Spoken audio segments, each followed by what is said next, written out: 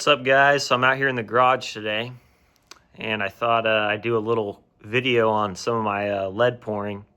I make jigs, spinner baits, pretty much like all terminal tackle that you could think of. And I thought I'd just go over it real quick, kind of talk about maybe how much it costs and if it might be worth it for you. So yeah, we'll go check out my setup.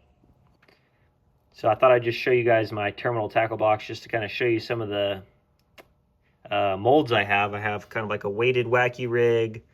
These are Ned rigs, darter heads, screw lock shaky heads. These are kind of like a frenzy nail.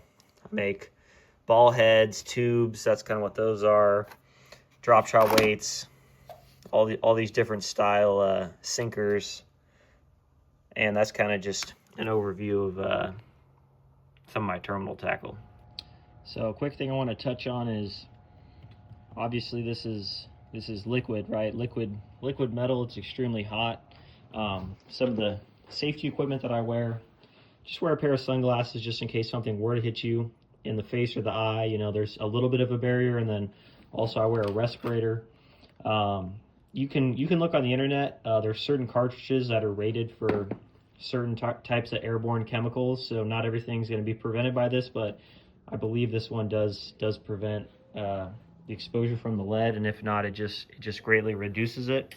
Quick story, you know, when working with this lead pot and leaning over it, I did actually know a guy that had a bead of sweat that came off of his head and landed in the pot, and you know, if you were to drop any water in there, it basically explodes, and he had a bunch of lead splash onto his, you know, his chest and his arms, and it burned him. So, you know, you definitely want to pay attention to it. You know, it's not the most dangerous thing in the world, but you know, stupid stuff can happen, so you might as well take, you know, a couple of preventative measures to make sure you're safe.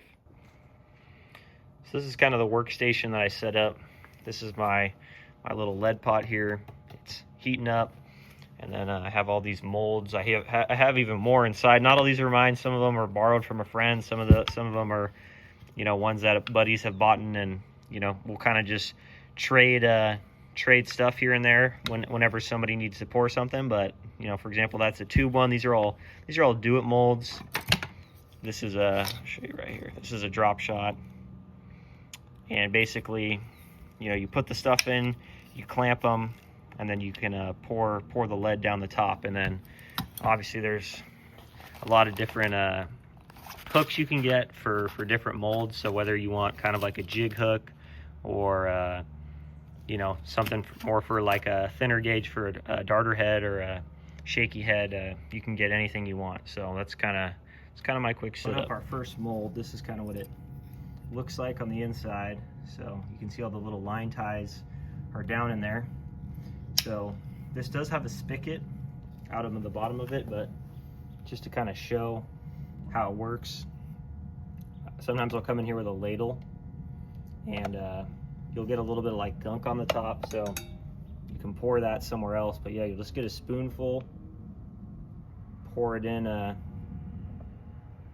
each of these holes here, and you want to try and pour it in evenly if you can help it, which sometimes it goes good, sometimes it doesn't. But yeah, we'll top that off. Now this kind of just takes a second to just to set. Oh, it's almost instant though, to be honest with you.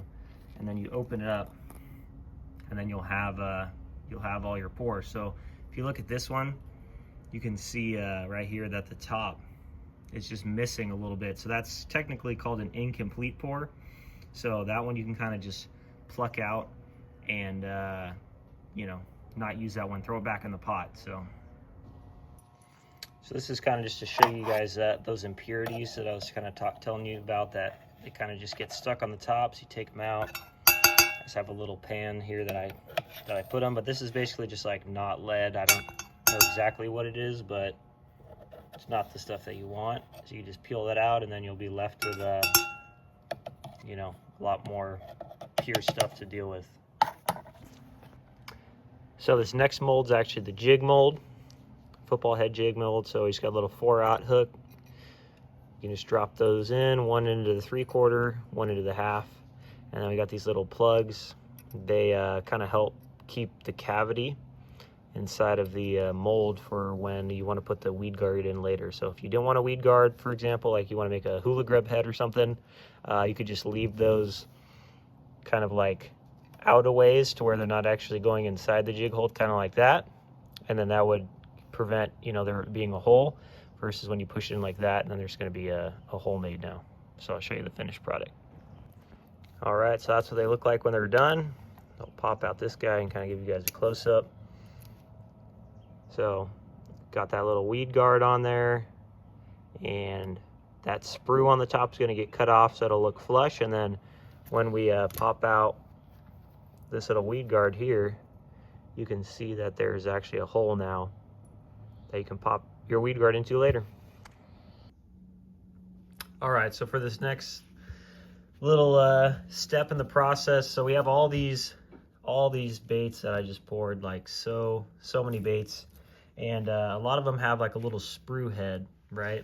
And that's just kind of like the excess lead that's come out of you know, the pod and the molding process and everything. So basically what we're gonna do is I have these little like flush cutters. I think these are for like electricians or something. I don't know what they do with them, but just snip stuff. And basically I come down here on the top of this darter head and I snip it off, and that looks pretty good, right? But you can still see there's a little bit of an edge. So in order to kind of clean that up a little bit, I have a little file, and with that file, just brush it a couple times on the bottom, and then that's going to look really good. And that's pretty much the same process for everything else, right? Football head, same thing. We'll come in, snip the little sprue. There'll be that little spot sticking off. We'll come in here with the file, hit it a couple times, and it'll clean it right up. And then next step's going to be paint. All right, we're going places. So the next step is going to be the painting phase. So this thing, I don't even know what it's called. I kind of totally forgot, but basically you put powdered paint inside of it, and then this fish bubbler makes it kind of like suspend, and it helps just kind of like evenly coat the jig head. Like I said, I completely don't know what this thing's called, but if I remember, I'll put a little thing in the video. Then I just have this torch here that I'll light. Basically, the process will be I'll grab a jig head, heat it up, dip it in the powder paint, and then I'll just set it over on this little drying rack to dry. And I kind of have these sectioned off. These are all going to be painted kind of like a smoke color, just because, like, you know, goes with any color worm. Then it's going to be green pumpkin jig heads, and then brown jig heads. And then I'll check it back in when that's all done.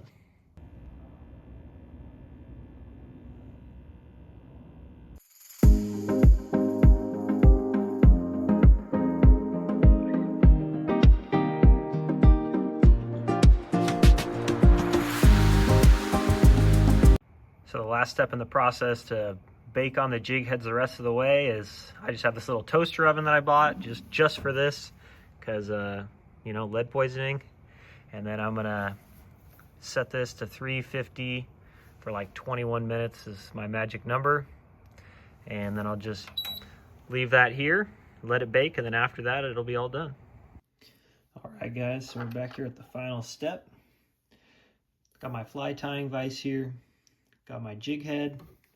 So what I'm going to do is go ahead and place that in the vise like so. I got a bobbin with some red thread.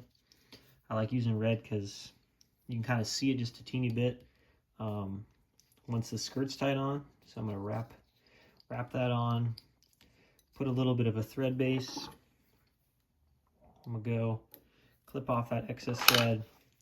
Now I got a little brown living rubber skirt. It's like probably like a, I don't know, 5-inch section. And what I like to do is I kind of just put a little split in it like this. And then I'm going to lay that skirt around the head of the jig here. So I'm going to go and put a thread wrap. My first one's going to be just a little bit loose. I'm going to break this apart. You just kind of want it like roughly about the same length as the inner skirt.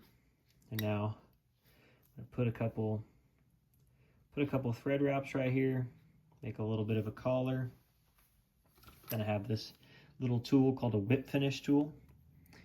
I come in here, put a couple whip finishes around the jig head, tighten it up, and then I like to come in one more time, do a couple more just for good measure. Just like that. Come in, snip the excess off, and then this is kind of the fun part that people like. So the way that you get this living rubber to come apart is you pull on it and you stretch it, and then you start to clip off the end there, and that kind of starts to push the skirt out. Go to that side, rotate the vise over, come down again, boom. Now one more time.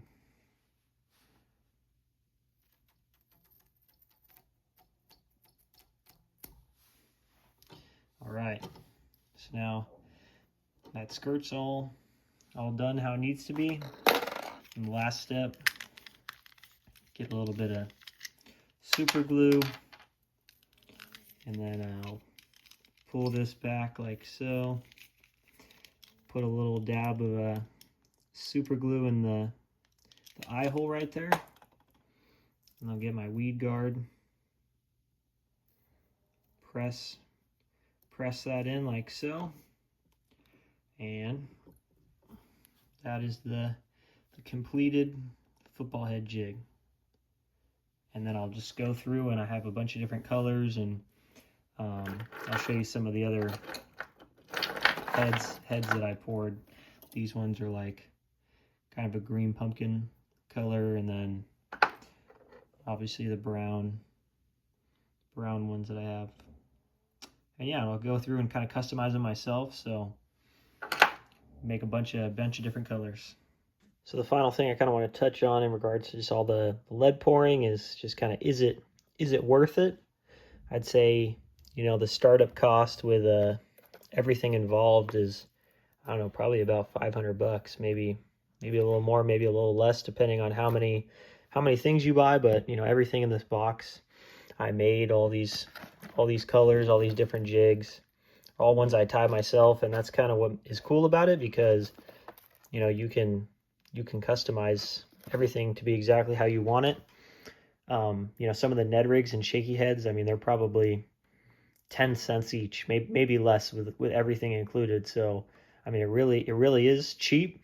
It's just that initial startup cost, and if you're going to be doing it, you know, your whole life, like I plan to, it's going to be worth it in the long run. And you know, you don't have to worry about breaking stuff off, because you probably have more, and if not, you go home and pour up some more.